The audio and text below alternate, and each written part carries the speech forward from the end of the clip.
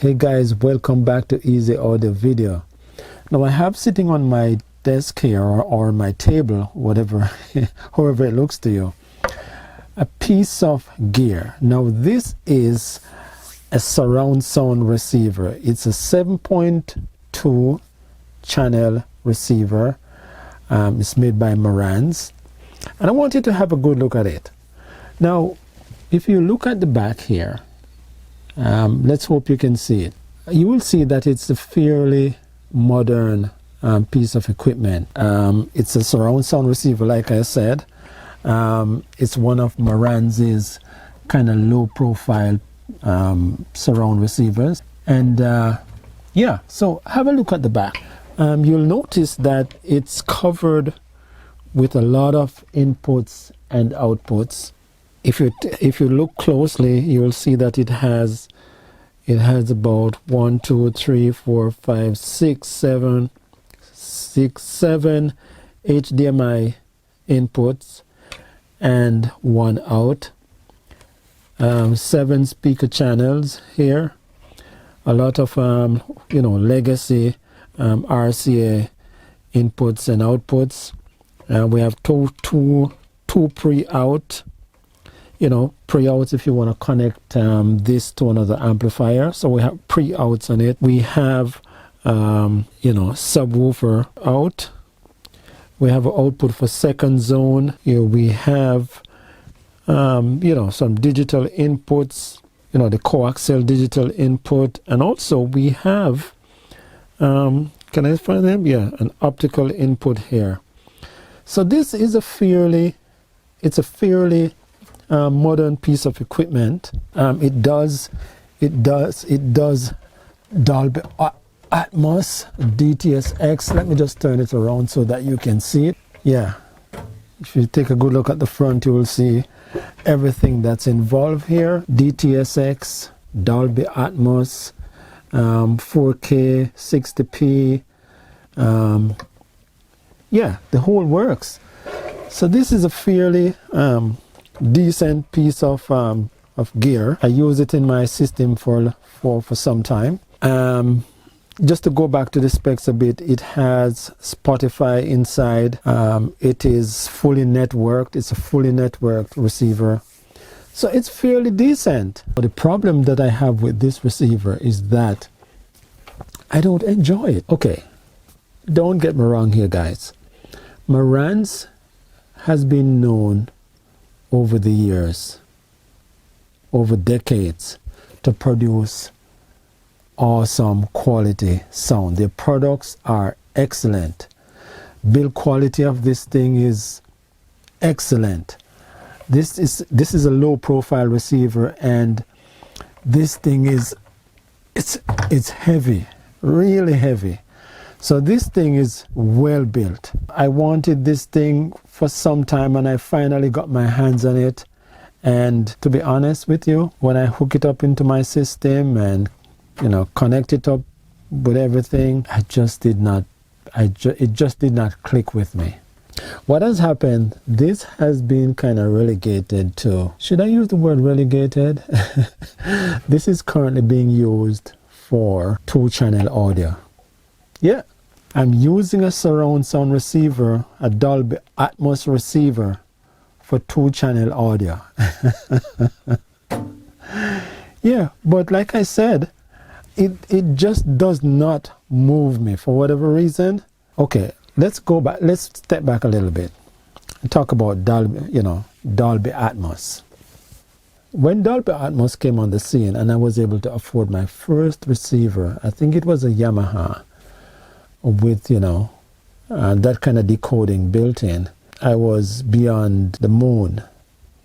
And I brought it into my listening ear, and I hooked it up, and I installed some high channels up there. It was only a 5.1.2 by 2 high channels, and I sat and I listened. I made sure everything was properly calibrated. But to be honest, a lot of times I could hear barely, if anything, coming out of the high channels.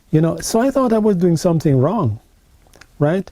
So I would go back in and I would recalibrate the system. I would kind of reposition my speakers and all of that. But every time I sat down and I listened, I put a Dolby Atmos disc into my Blu-ray player and sit back to enjoy, this revolutionary or supposedly revolutionary surround sound format. I was disappointed, to be honest with you. So because of that, I really did not enjoy it. Did not met my expectations. That's what I'm trying to say. Every time I sat down to listen to watch a movie, and I would get all enthralled, with a 4K film on screen, and then listening for the effects coming from the high channels and etc. etc. To be honest with you, I was a bit disappointed. Not only did I not hear much coming from the high channels, many times there was little or nothing coming from the high channels. So I said, you know what?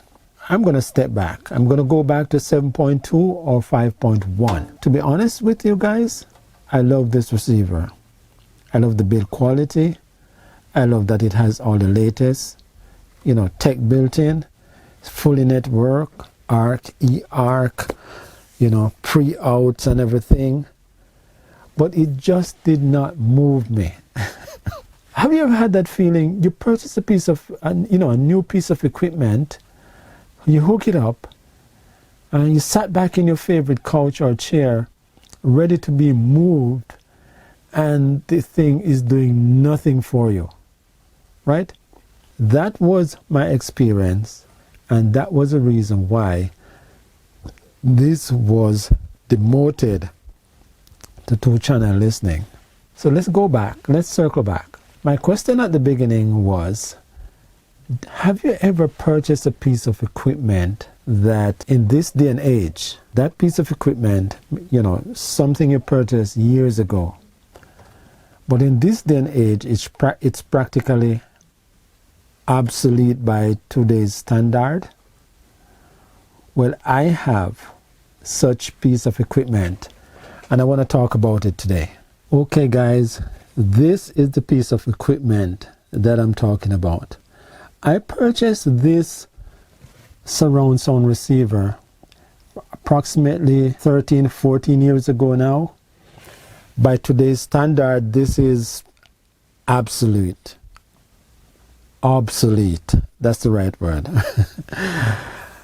It does only 5.1 or 6.1 because it has a center channel. And look at the back. Take a good look at the back. If you look at the back here, compared to the previous one that I showed to you, the most glaring omission here, can I call it an omission? The most glaring part that is absent at the back here is the fact that this does not have one HDMI input or output. As a matter of fact, if you look at it carefully, we even have S-video output. So this can tell you, this gives you an idea how old, how dated this thing is, right? I mean, we have all the legacy inputs, RCA inputs. And of course, we have optical and Toslink or coaxial or, whatever you want to call it. We have those inputs, and we have an optical output here also. We have only 4 sets of binding posts for the speakers, and the rest of them are just these clips. So this is how dated this thing is. This was made by Panasonic. It's also one of their low profile receivers. And like I said, I purchased this thing maybe around 14 to 15 years ago now. It has a digital amplifier built in, full digital, compared to the Marantz that I just showed to you. This thing is light, really light. I'm just going to turn it around, let you see it. So there it is. But the difference with this and the Marantz that I showed to you earlier which is fully decked out, which is fully loaded in terms of connections, in terms of tech, in terms of build. You know, looking at it, it's a better receiver in many ways, right? But the difference with that one and this, when I hook up this into my system, this thing moves me. This thing moves me. You know, I attempted to sell this thing a couple of times just because I needed some cash. And honestly, I am happy that I did not sell it, because this is what I'm using currently in my system. It has the power, it has dynamics, and that is what I found lacking from the Marantz that I showed to you earlier. This has dynamics, it has power. You know, when I'm listening to this, I feel like I am in the moment. I feel as if I am at the movies. Not taking away a lot from the Marantz, you know, for a piece of gear like that, which has a calibration mic and all of that, and this, which I have to do practically manually in terms of the surround setup, the speaker setup, and the calibration. I enjoy this 100% more than that one. Now, like I said earlier, this does not have an HDMI input. I have a Blu-ray player. It's a 4K Blu-ray player, and all it has on the back, 2 HDMI out because it's a 4K, and a coaxial digital output. You might be curious about how do I connect all this up. So I'm going to show it to you. Okay guys, so this is my Blu-ray player. This is the Sony X700. Yes, this is the UBP X700. This is one of the better Blu-ray players that was made by Sony. It was one of the more sought after Blu-ray 4K Blu-ray players, and it's a very good player. It's fully loaded in terms of, you know, the specs, Dolby Vision and everything. And going back to the connections and how I connect this up to my system. So basically what I do, this is what I do. This receiver does not have an HDMI input. I have to use a coaxial digital cable for audio. And since this only decodes 5.1 or 6.1, this cable is totally sufficient enough for this purpose. So if you look here, you'll see that it has a coaxial out. So I would connect this out to out, and I would connect it to the in on my receiver here. That's for audio, and for video. For video, I would take the HDMI out, and you would select the video audio out from the HDMI.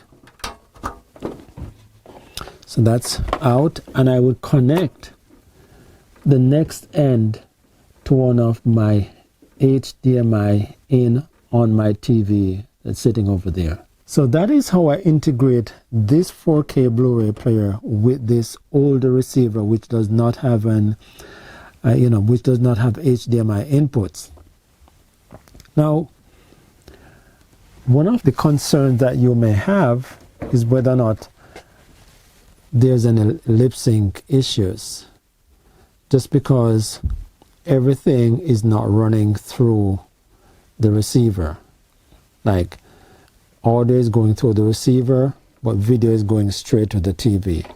And to be honest, I have never actually encountered lip sync issues. You know, I've used this thing to spin all kind of discs. I have streamed through this thing with this with similar setup. Netflix is built into this, and I've never had any lip sync issues. So guys, essentially what I'm driving at today is the fact that many times we purchase these pieces of equipment and new pieces of gear with the hope that they will bring you the kind of enjoyment or pleasure that you anticipated. But sometimes it's the older pieces of gear that we own that actually, you know what I'm talking about. So guys, what I want to bring to your attention with this video is the fact that just because you have an old piece of gear doesn't mean that you can't, it doesn't mean that it's useless. It doesn't mean that you can't integrate it into your system. In this case, we are talking about a home theater receiver, surround sound receiver.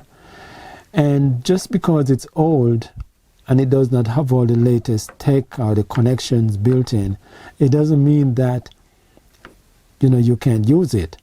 In my situation here, this thing does not have an HDMI input. I found a workaround. This is my workaround to being able to use this piece of gear to get the enjoyment that I want, because I find that I really enjoy the sound quality coming out of this thing compared to the new piece of gear that I have. So this is my workaround, and I just want to highlight the fact again that it's an older piece of gear, but if you are creative, you can find ways to continue enjoying it. So that's all I have for today. If you like where I'm going with these kind of videos, talking about how we can save money or how we can find ways to integrate old gear into our system, or how we can continue to enjoy our the older stuff that we have. If you like that kind of stuff, hit the like button. And if this is a channel that you think is going to bring some value to you, right, don't forget to subscribe. All right, so until I see you again, you take care. All right.